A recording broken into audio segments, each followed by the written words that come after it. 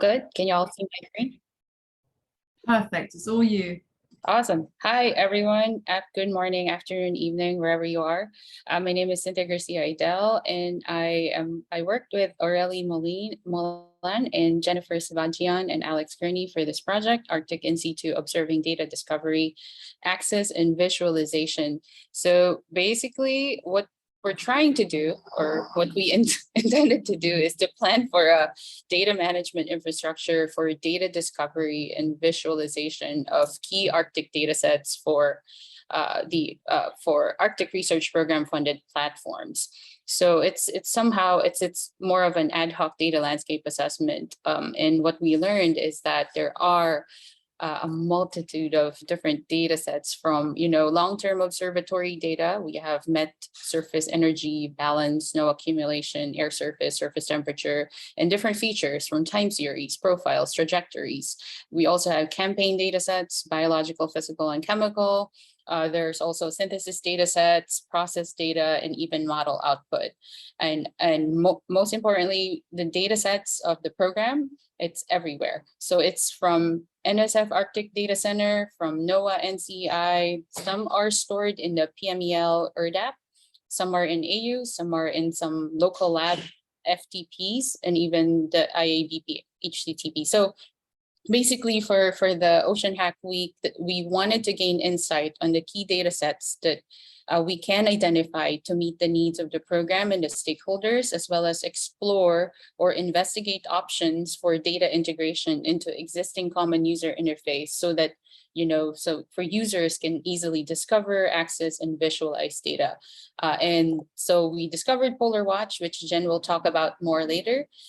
So for the key data sets, we've identified key data or projects, but we focused on the International Arctic Buoy Program, which we learned has data sets since 2009 up to present, and currently have 310 buoys in the Arctic, and is now it's now available in the Polar Watch ERDAP. We intended to also look at data sets from the Distributed Biological Observatory data and EcoFossi, but it's just too much data sets. So we just focused on the IABP. So a simple look at the IABP data. So you can see the dots here are the buoys from the program, and also incorporated their satellite measurements of sea ice from SB2 product, and the sea surface temperature from the NOAA optimally interpolated temperature. So we learned how to access the data sets here using the ERDAP service, using the tutorials that we had today. And now I'll pass it on to Jen for the discussion on the data integration of IABP data from the ERDAP Polar Watch ERDAP into Polar Watch. Yeah, thank you, Cindy. So the IABP dataset was of interest to both Cindy and her program and to Polar Watch. We recently integrated the IABP dataset into the Polar Watch ERDAP, and it was slated for integration into our catalog.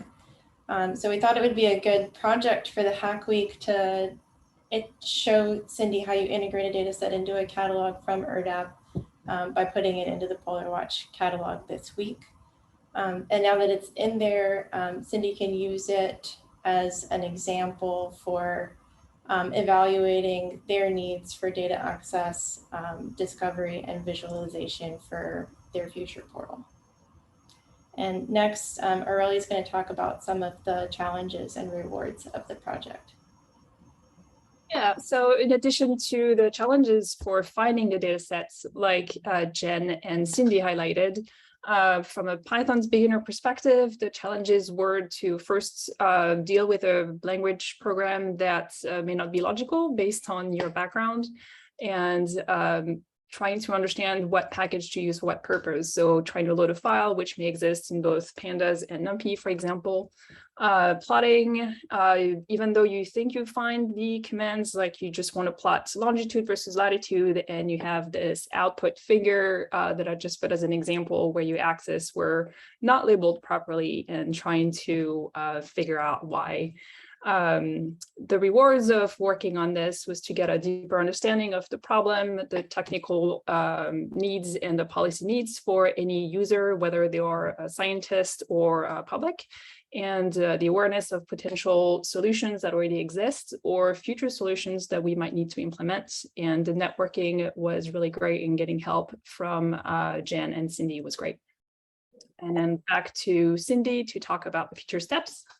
Yeah, so learning from really great experience here and networking and meeting a lot of data managers that are amazing, and we'll continue to engage with our program PIs as well. We actually scheduled a PI meeting this December to further explore which key data sets we should focus on in terms of what we can provide our users for discovery, access, and visualization. I'm also planning to connect with NSF Arctic Data Center soon to connect, the key data sets for ERDAP and also for AUs for previous year's data sets, and for future data sets from RPIs. I'm thinking of a specific data management policy on where they should put the data sets so that we can easily connect them to this portal that can provide the service for exploration, discovery, and visualization for users. And that's all we have. Thank you, everyone. Fantastic. Thank